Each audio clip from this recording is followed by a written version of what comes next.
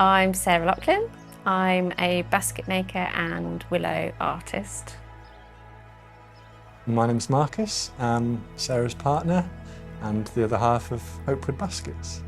I got into weaving about 7 years ago.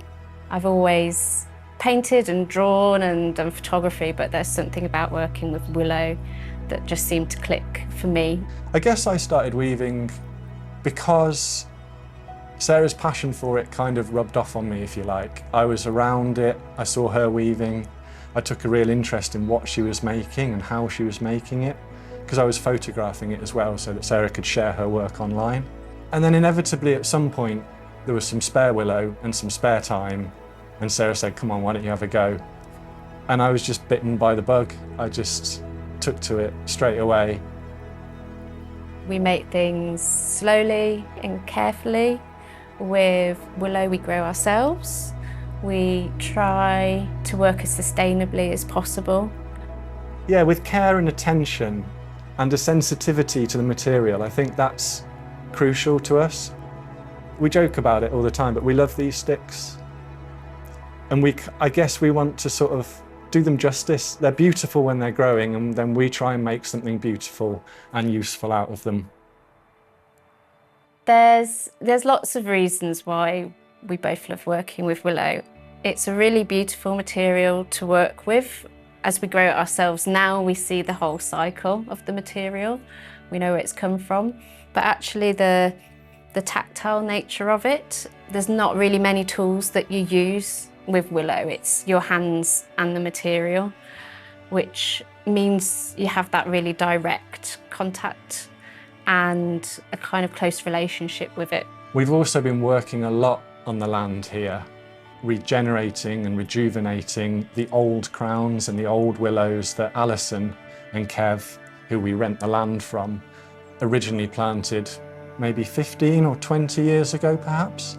Part of what we've been doing up here isn't planting new cuttings and new willow beds and ploughing fields. We've been trying to restore and rejuvenate what they started.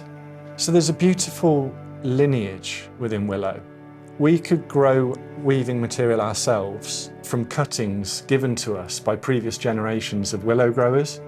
And we can learn and use the tools and the techniques from previous generations in the same way. So one thing I really love about it is that connected nature of it. So as Sarah said, we're very much connected to the landscape that the willow grows in. We're very much out in the elements. We see the seasons change and move and pass us by. That gives us a certain structure and a certain sense of belonging and place and identity. And I find that one of the most wonderful things about working with willow. And then there's quite a long process of getting it ready to weave with. So after it's been cut in winter, we stand it out to dry in various different places before slowly it's moved in here around this time of year. So we'll be able to use last year's harvest now, and we'll soon be harvesting again, ready for the following kind of autumn and onwards.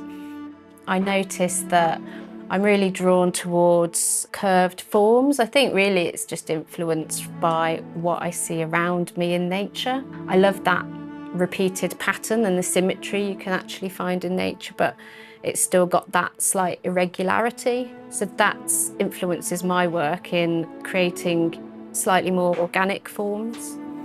When working with willow, it's amazing really how your sense of touch develops over time, and part of a lot of different styles and weaving patterns need that real sensitivity of touch. So a lot of time we spend grading willow, so sorting it by thickness. And it's one of the things I love about it is that it's almost like a different kind of thinking, more intuitive, where your hands are telling you the answers to the questions really of what to make next and how to make it. As Sarah said, a lot of it is about feel, and it's about responding to the material. Does it feel too thick? Does it feel too dry? You learn a sense of trusting your intuition, which you build up over time from experience, often by getting it wrong. We'd like to be able to do this for as long as possible, for as long as our bodies will allow us. Because it is hard work, it is hard physical work, not just on your hands when you're weaving, but you know, working in the willow beds and hauling the willow around.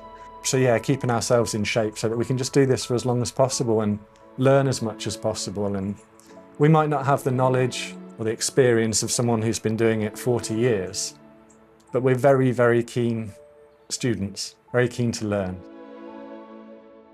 It would be great to have an apprentice one day to share not just the skills of how to make a basket and the processes, but the connection with the growing and the land and how you form that sort of a deeper connection with the work, really. Spring and summer, I'll be getting up really early and I'll be in the workshop at 7 o'clock and I'll leave at 7 or 8 o'clock at night. And it's mostly making in that time. I don't really take a break. I'm just absorbed in it. And I think that's the real essence of what I love about it the most, is that time becomes a different concept almost. You're just so absorbed in the work that you forget about so many other worries as well. To be fair, that is the best day, isn't it? That is the best when you day. get up and you've got sticks, the weather's good, the sticks are in good condition, and you've just got time and space to make. That is a dream day, isn't it?